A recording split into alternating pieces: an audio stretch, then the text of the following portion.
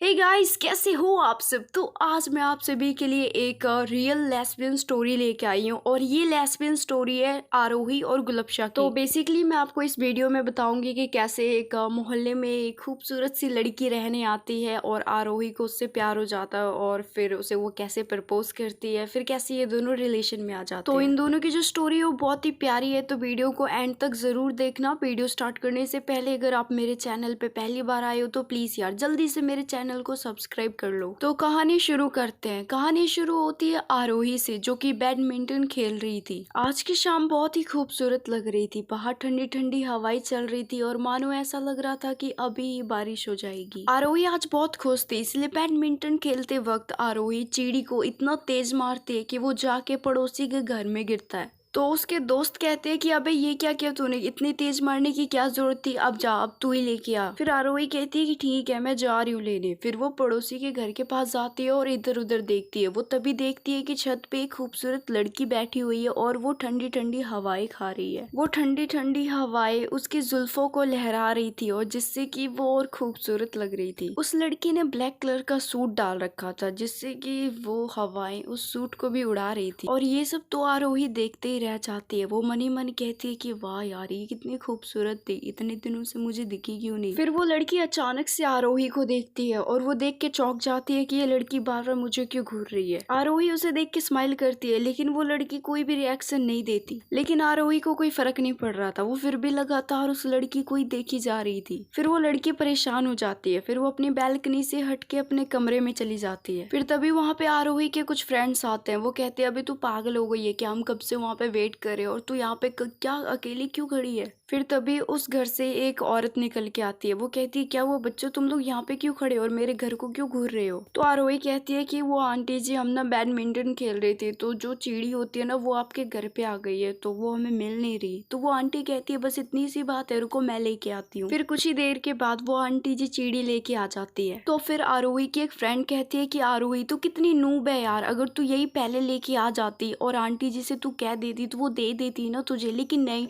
तू तो यहाँ पे टाइम वेस्ट कर रही थी, पता नहीं क्या देख रही थी ऊपर। तो आरोही मन ही मन में कहती है कि अरे बेवकूफ है, तुम्हें कैसे बताऊं मैं कि मैं ऊपर चांद को देख रही थी। फिर वो लोग दोबारा ग्राउंड में जाते हैं और वहां जाके बैडमिंटन खेलने लगते हैं। और इस समय आरोही फिजिकली तो वहां पे बैडमिंटन खेल रही थी लेकिन मेंटली वो कहीं और ही थी। वो मन ही मन में ये सोच रही होती है कि यार वो कितनी खूबसूरत लड़की थी और इतने दिनों से मैंने उसे देखा क्यों नहीं। फिर बैडमिंटन खेलने के बाद आरोही थक जाती है और वो बैठ जाती है। तभी उसके पास उसकी एक फ्रेंड आती है। फिर आरोही अपनी फ्रेंड से पूछती है कि तूने सामने वाली जो घर है उसमें एक लड़की को देखा। तो उसकी फ्रेंड कहती है कि हाँ मैंने देखा उसे। तो आरोही कहती है कि क्या तू उसे जानती है, मेरा मतलब है कि क्या तू उसके बारे में कुछ जानती है। तो उसकी फ्रेंड कहती है कि हाँ मैं उसके बारे में थोड़ा बहुत जानती हूँ।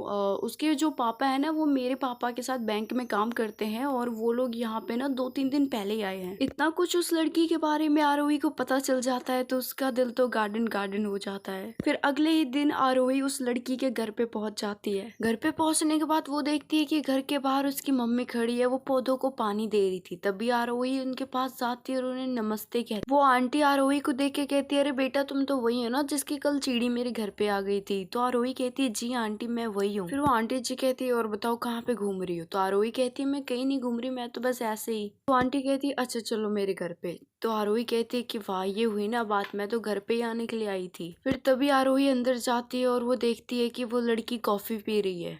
घर के अंदर जाने के बाद आरोही बैठ जाती है और वो उस लड़की को देखने लगती है।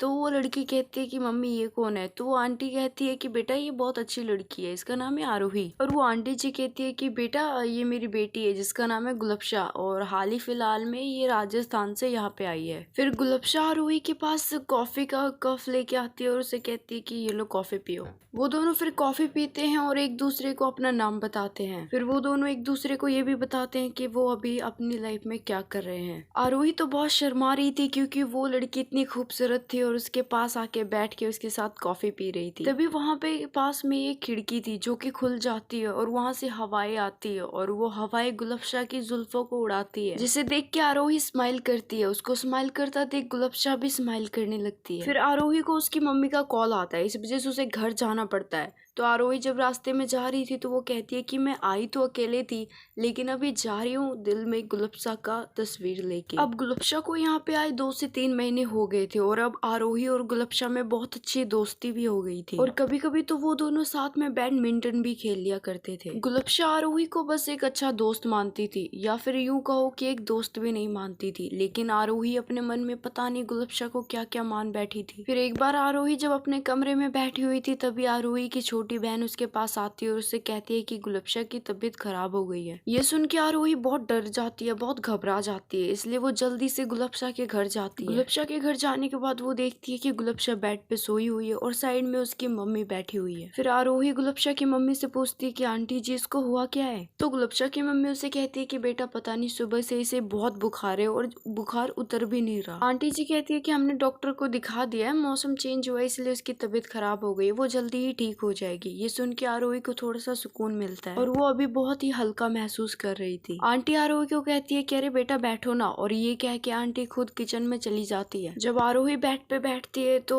फिर गुलफ्शा अपनी आंखें खोलती है और वो आरोही का हाथ पकड़ लेती है। हाथ पकड़ने के बाद गुलफ्शा मुस्कुराने लगती है। फिर उसी मुस्कुराहट में आरोही उसे कहती है कि कैसी हो तुम, ठीक हो ना। तो गुलफ्शा उसे कहती है कि हाँ मैं ठीक हूँ, और ये कह के वो आरोही का दोनों हाथ पकड़ लेती है। फिर वो दोनों एक दूसरे की आंखों में देखने लगते हैं और ऐसा लगता है कि अब ये दोनों एक दूसरे को किस ही कर लेंगे, लेकिन जब वो किस करने वाले होते हैं तभी पीछे से उसकी मम्मी आ जाती है। और अब इस बात को 2-3 महीने बीत गए थे और जून का महीना चल रहा था। फिर आरोही खिड़की के पास जाती है और वो गलियों को देखने लगती है। वो देखती है कि गर्मी की वजह से गलियों में कोई भी नहीं है और गलियां पूरी सूनी पड़ी हुई है। फिर तभी पीछे से गुलफ्शा का कजन आता है उसके पास और उससे कहता है कि आपको गुलफ्शा ने बुलाया है घर पे। फिर आरोही गुलफ्शा के घर जाती है तो वो देखती है कि गुलफ्शा मूवी देख रही है। फिर जैसे ही गुलफ्शा आरोही को देखती है तो वो टीवी बंद कर देती है। फिर आरोही गुलफ्शा के पास जाके बैठ जाती है और उससे कहती है कि तुमने मुझे बुलाया था। तो गुलफ्शा उसे कहती है कि हाँ मैंने तुम्हें बुलाया था, कहीं तुम डिस्टर्ब तो नहीं हो गई। तो आरोही कहती है अरे नहीं मैं डिस्टर्ब नहीं हूँ,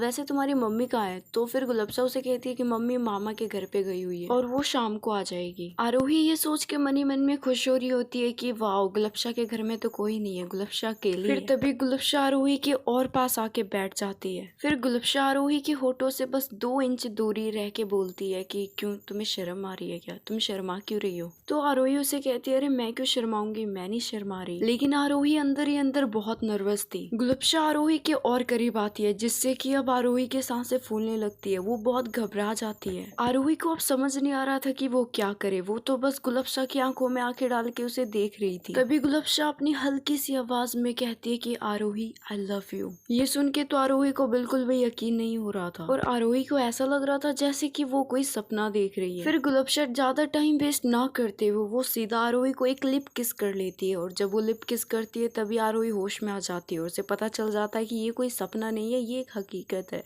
किस करने के बाद आरोही भी उसे आई लव यू टू बोल देती है। उसने आई लव यू टू तो बोल दिया था लेकिन आरोही अभी भी बहुत नर्वस थी। फिर गुलफ्शा आरोही का हाथ अपनी हाथों में कस के पकड़ लेती है और उसकी आंखों में आंखें डाल के कहती है कि तुम इस रिलेशन को लेके सीरियस हो ना। तो आरोही उसे कहती है कि मैंने जिस दिन तुम्हें देखा था मैं तो उसी दिन सीरियस हो गई थी। फिर ये सुन के गुलफ्शा हंसने लगती है। फिर उसे देख के आरोही भी हंसने लगती है। फिर गुलफ्शा उसका हाथ पकड़ के अपने कमरे में लेके जाती है और वो दरवाजा बंद कर लेती है। और गाइस आपको क्या लगता है वो दोनों कमरे में क्या करेंगे, मुझे कमेंट सेक्शन में जरूर बताना। तो अभी के लिए बाय, और हाँ मुझे जरूर बताना आपको स्टोरी कैसी लगी। अच्छी लगी हो तो वीडियो को लाइक करना, चैनल पे पहली बार आए हो तो प्लीज यार जल्दी से चैनल को सब्सक्राइब कर लो। थैंक्स फॉर वॉचिंग गाइस, मैं मिलती हूँ आपसे नेक्स्ट वीडियो में।